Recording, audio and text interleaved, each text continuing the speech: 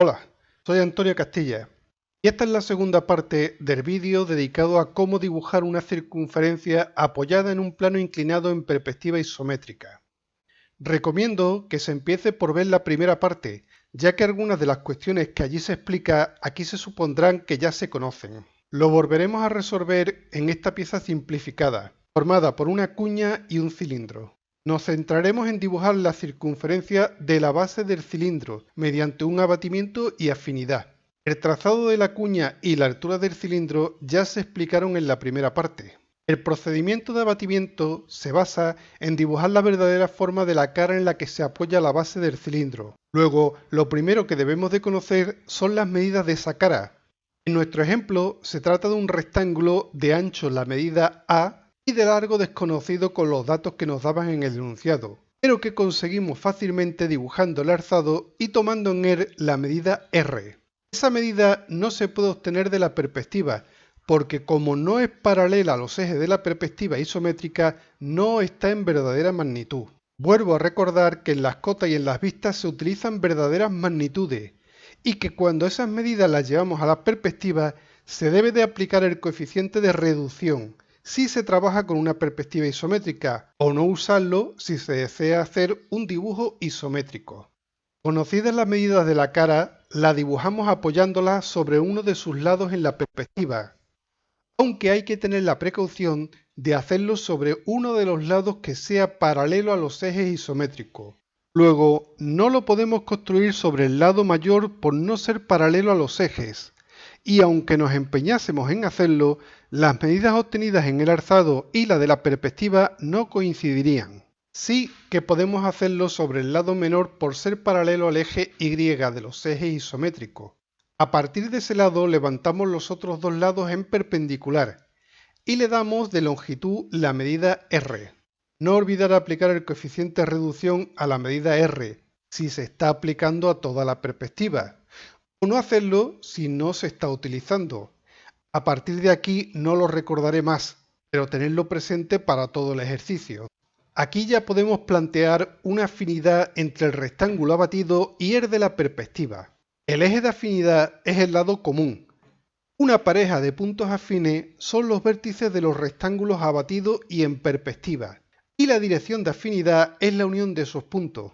Con estos elementos podemos hallar la perspectiva de cualquier forma que esté sobre esa cara, aplicando cualquiera de los procedimientos que hemos estudiado en afinidad. Situamos el centro de la circunferencia en el abatimiento con las medidas E y F. Con su diámetro h la dibujamos como una circunferencia, ya que en el abatimiento las formas se conservan.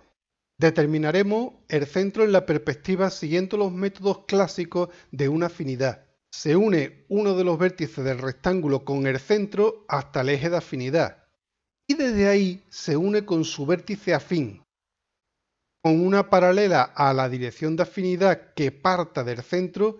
Determinamos el centro de la hélice. El procedimiento anterior se puede repetir para obtener puntos de la hélice.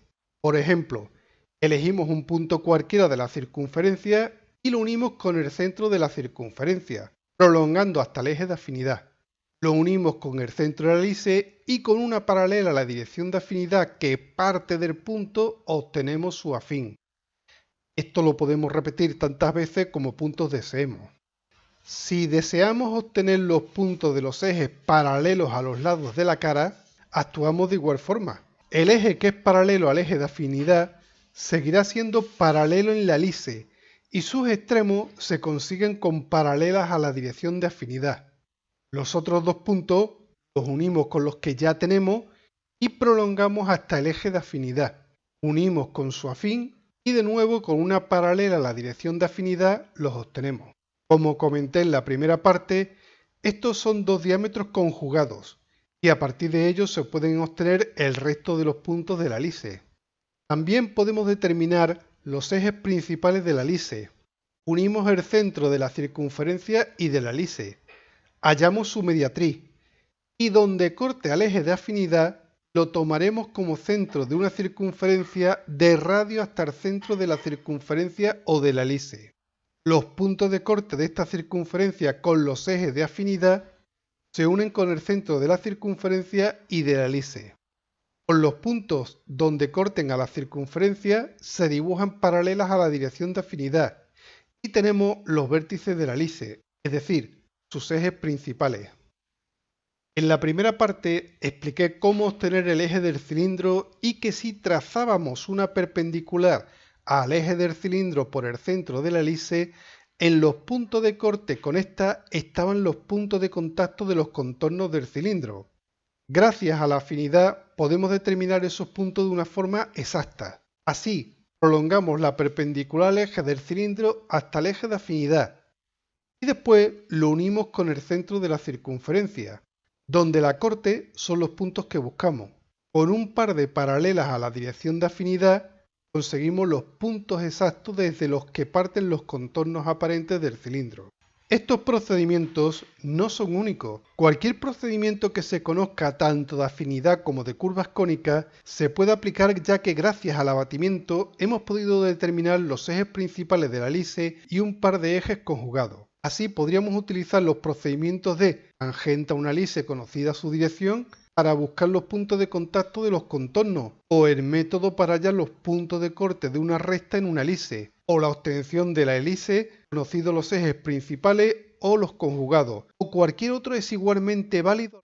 El procedimiento de abatir y aplicar una afinidad es uno de los recursos más potentes que tenemos, ya que tiene infinidad de aplicaciones, siendo además rápido y exacto. Así, si tuviésemos que llevar ángulos sobre la cara inclinada o formas complejas, el abatimiento nos lo facilita enormemente. Espero que con esta explicación hayamos comprendido que la afinidad que se estudia en geometría plana es tremendamente útil para los sistemas de representación. En próximos vídeos explicaremos cómo obtener secciones elípticas en cilindros al ser seccionados por un plano, o cómo dibujar las curvas de apoyo de partes cilíndricas cuyos ejes no son perpendiculares a los planos de proyección en las perspectivas isométricas. Un saludo de Antonio Castilla. No olvides suscribirte, pulsar en me gusta y visitar nuestra página trazoide.com.